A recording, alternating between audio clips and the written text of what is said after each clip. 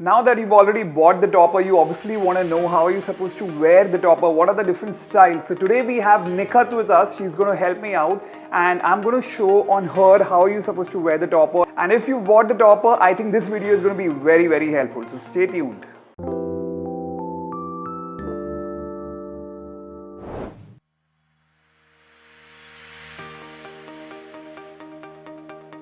So in the first segment, I'm going to show you how to wear a topper, and in the second segment, I'm going to help Nikhat and I'm going to train her how to wear a topper because she's somebody who's bought the toppers and now she's finding it a little difficult because this is the first time she's going to wear a topper. So in the second segment, I'm going to train Nikhat. So I think the video is going to be very helpful. Stay tuned.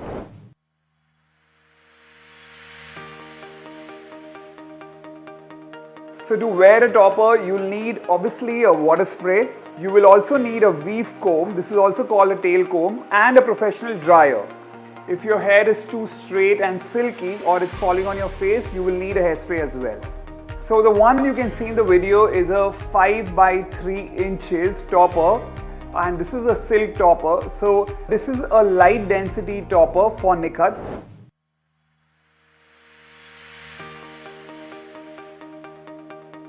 So before we start the tutorial, the most important part is the front hairline. You need to understand your hairline, the density in the front hairline, because all these hairstyles and how you're supposed to wear a topper totally depends the amount of hair you have in the front. So let's understand the front hairline area and you need to figure out that which category do you fit in.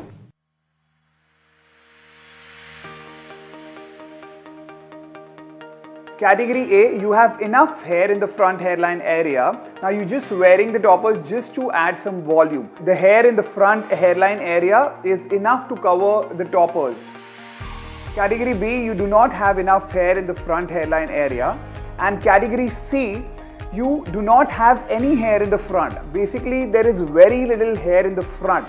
This is usually when you have alopecia or excessive hair loss, or if you're about 45, 50, and if you feel that there's too much thinning in the front hairline area and there's hardly any hair in the front hairline area, then you fall in the category C.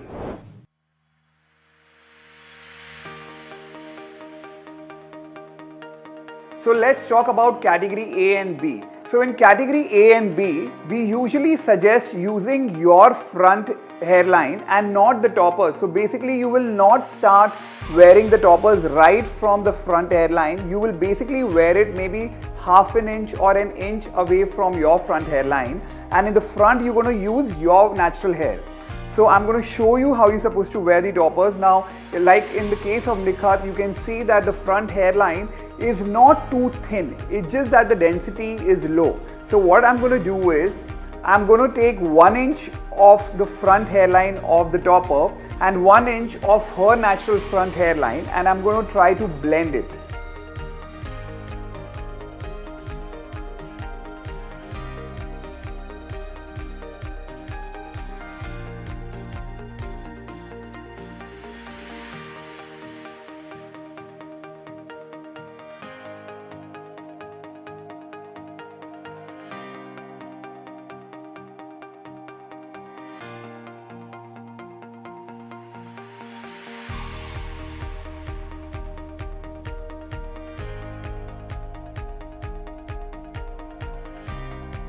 So now if you see, the section that I'm holding has a bit of her natural hair in the front and the hairline of the toppers. Now what I'm going to do is, I'm going to comb it straight and then push it backward.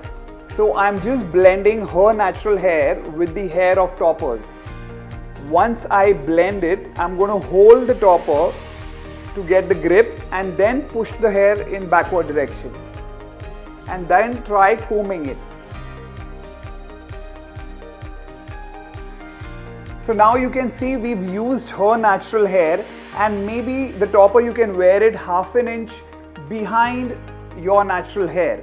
Now after you fix them, what you need to do is, if possible, just blast dry the hair. So while blast drying, just hold the topper and then blast dry. Also, when you receive the topper, usually they are all styled, and sometimes we also style it in center parting. You can change the parting as well. What you can do is just spray a bit of water on the toppers and then blast dry in backward direction. You can see in the video now the hairline looks pretty natural. This is because you've used your natural hairline. Remember, if you're going to wear the toppers right from the starting point and do not use your natural hair, it is going to look artificial, it is going to look fake, and you'll always be conscious that it's not looking good from the front.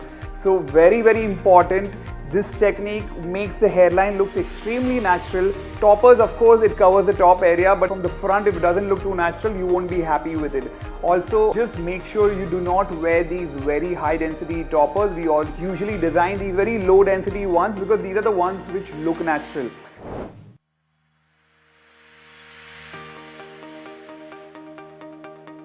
Okay, this is something that it's not going to come easy to you because obviously you will have to practice it a bit, but I'm sure it's not difficult. Usually when we make the clients practice, 4-5 times you practice it at home and you just get the position right. And just in case if you have curly hair in the front, we always suggest that it's always better to blow dry the front a bit, or maybe you can do cysteine treatment in the front. Now what happens is, usually these toppers don't really look good when they are too curly. So we always suggest that from the top area it should be slightly neater and should be low density, and also if the front is curly you can do some kind of cysteine treatment in the front. This will just relax the waves, or you can just iron them or blow dry them a bit to reduce the amount of waves and then wear the toppers.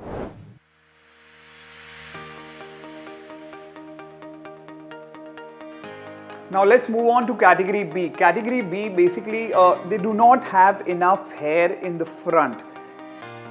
So in her case, obviously her density is not bad at all. So that's why we just took maybe half an inch or 1 inch of her front hairline. But if your density is pretty low, what you can do is you can take probably around 2-2.5 inches from your front hairline and then comb it forward. So this I leave it to you guys. You understand your front hairline better, you know the amount of hair. Basically there should be enough hair in the front to cover the topper's front hairline. So when you fix the toppers, your natural hair should cover the front hairline of the toppers. Now like I was talking about category B, if there is not enough hair, you will take a larger section in the front and then place the topper in the front and then push the hair behind. So I'm going to show it again. You're going to place the topper on the scalp and then push it back. So you got to keep checking the position. Once you pull the hair back, make sure that the topper's hairline do not show and the front hairline should be full of your natural hair.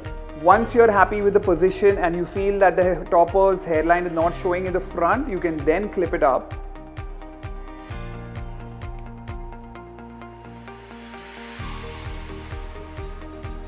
Once you fix it, and then you go to blast dry it. Always remember, from the top it will look a little artificial because most of the toppers when you buy it online, they are all styled.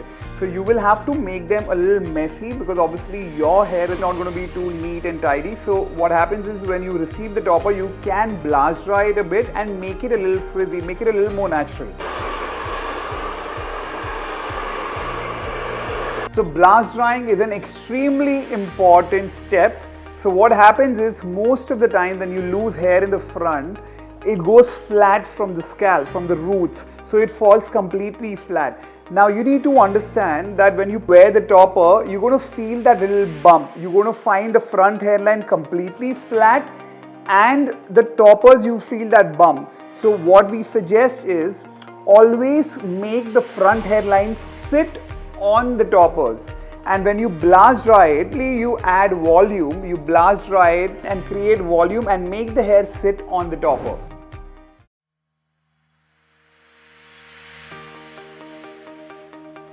Now let's talk about category C. In category C, there's absolutely no hair. So in a lot of cases, what happens is when there's extreme hair loss or there's extreme thinning in the front hairline area, there is almost no hair in the front to cover the top section. Now in such cases, you have certain restrictions. Obviously you don't have enough hair in the front to cover the topper's hairline like you saw in the category A and B.